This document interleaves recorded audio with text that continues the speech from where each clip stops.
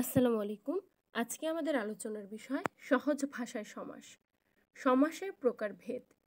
প্রথমেই আমরা আলোচনা করছি সমাসের প্রকারভেদ নিয়ে। প্রথমেই আমরা আসি দ্বন্দ্ব সমাস, উভয় পদ প্রধান, দীর্ঘ সমাস, পরপদ প্রধান, কর্মধারায় সমাস, পরপদ প্রধান, তৎপুরুষ সমাস, পরপদ প্রধান, বহুব্রীহি সমাস, তৃতীয় পদ প্রধান, অব্যয়ীভাব সমাস, পূর্বপদ প্রধান, প্রাদি সমাস, পরপদ প্রধান, নৃত্য সমাস, পরপদ প্রধান। তারপর আমরা আসি দ্বন্দ্ব সমাসের আলোচনায়। দ্বন্দ্ব সমাস, উভয় পদ প্রধান, যেমন তাকে চা বিস্কুট খেতে দাও। তাকে চা দেবে নাকি বিস্কুট দেবে?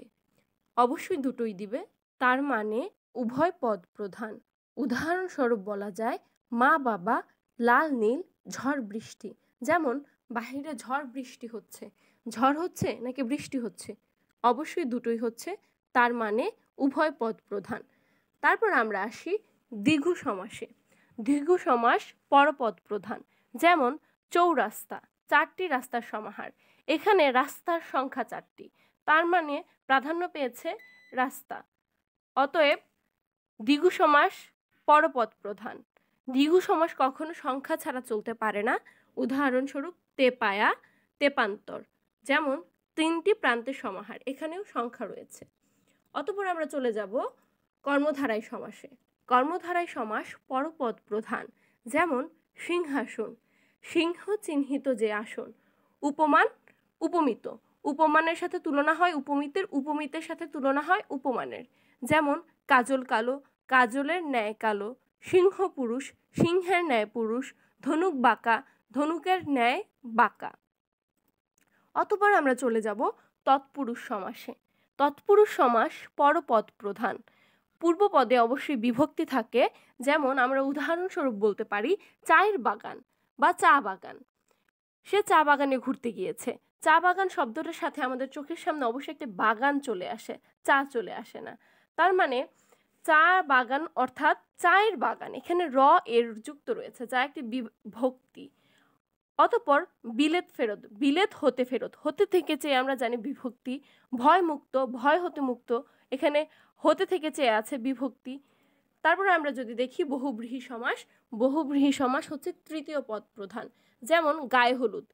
এর ব্যাস বাক্য হচ্ছে গায়ে হলুদ দেওয়া হয় যে অনুষ্ঠানে। এখানে গায়ে হলুদ বলতে গা বা হলুদ কোনোটি বোঝাচ্ছে না, এখানে গায়ে হলুদ বলতে বোঝাচ্ছে একটি অনুষ্ঠান, মানে তৃতীয় পদ। এখানে গা বা হলুদ কোনোটি আসছে না, প্রথম পদ দ্বিতীয় পদ দুইটার একটা প্রাধান্য পাচ্ছে না, পাচ্ছে একটি অনুষ্ঠান। তেমনটি আমরা দেখতে পারি হাতে খড়ি। হাতে খড়ি বলতে হাত বা খড়ি কোনোটি বোঝায় না, বোঝায় একটি অনুষ্ঠানকে। মন্দভাগ্য, মন্দভাগ্য যার, মানে মন্দ বা ভাগ্য দুইটার একটা প্রাধান্য পাচ্ছে না, মন্দ ভাগ্যের একটা ব্যক্তি আছে, সে এখানে চলে আসছে, অর্থাৎ তৃতীয় পদ প্রাধান্য পাচ্ছে। অতঃপর আমরা যদি যাই অব্যয়ীভাব সমাসে। অব্যয়ীভাব সমাস সাধারণত পূর্বপদ প্রধান। সমাসের মধ্যে একমাত্র অব্যয়ীভাব সমাসই রয়েছে যা পূর্বপদ প্রধান। উদাহরণস্বরূপ আমরা বলতে পারি উপগ্রহ, গ্রহের সাদৃশ। উপগ্রহ গ্রহের মতো কিন্তু গ্রহ না, গ্রহের পূর্বে উপযুক্ত হয়ে অর্থের পরিবর্তন করেছে, মানে পূর্বপদ প্রধান। যদি আমরা উপবাদ দিয়ে শুধুমাত্র গ্রহ বলি তাহলে আমাদের চোখের সামনে ভেসে ওঠে পৃথিবী, নেপচুন, মঙ্গলের মতো কোনো একটা গ্রহ, কিন্তু গ্রহের পূর্বে উপযুক্ত হয়ে চাঁদ অথবা অন্য কোনো গ্রহের যে উপগ্রহ রয়েছে তা বোঝায়, তার মানে পূর্বপদ প্রাধান্য পাচ্ছে। উদাহরণস্বরূপ আমরা বলতে পারি উপজেলা, উপনদী। তারপরে আমরা যদি আসি প্রাদি সমাসে। প্রাদি সমাস হচ্ছে পরপদ প্রধান। প্রাদি সমাস অবশ্যই উপসর্গ থাকে, যেমন প্রভাত মানে প্রকৃষ্ট ভাত।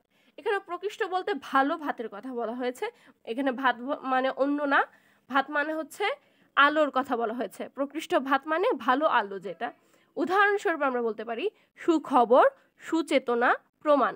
এখানে প্র, সু ইত্যাদি সকলই হচ্ছে উপসর্গ। সুখবর বলতে আমরা বুঝি ভালো খবর। তেমনি আছে নৃত্য সমাস। নৃত্য সমাস হচ্ছে পরপদ প্রধান, শব্দের শেষে অন্তর বা মাত্র যুক্ত থাকে, যেমন গ্রামান্তর, তার ব্যাস বাক্য হচ্ছে অন্য গ্রাম। উদাহরণস্বরূপ দেশান্তর, অন্য দেশ, কালান্তর, অন্য কাল। দেখা মাত্র বা চাহিদা মাত্র, চাহিবা মাত্র। দেখা মাত্র বা চাহিবা মাত্র দুটোই হচ্ছে নিত্য সমাস। তো আশা করছি আমরা সমাস ক্লিয়ার হয়ে গেছি। এরকম আরও ভিডিও পেতে আমাদের সাথেই থাকুন। বর্ণমালা।